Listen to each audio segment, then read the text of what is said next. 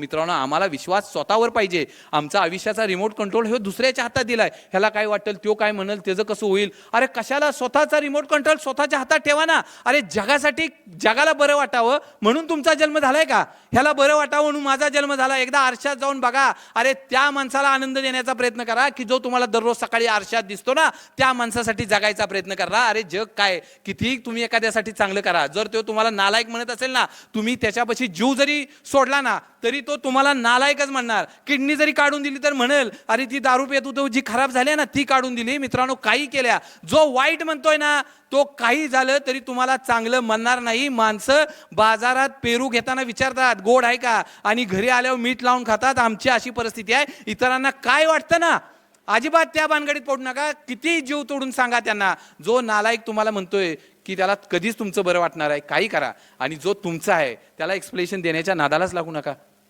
इतरांसाठी आमचा जन्म नाही झाला. ह्याला काय वाटेल, त्याला काय वाटेल, पण तुम्हाला कधी काय वाटेल याचा कधी थोडासा विचार केलाय तुम्ही?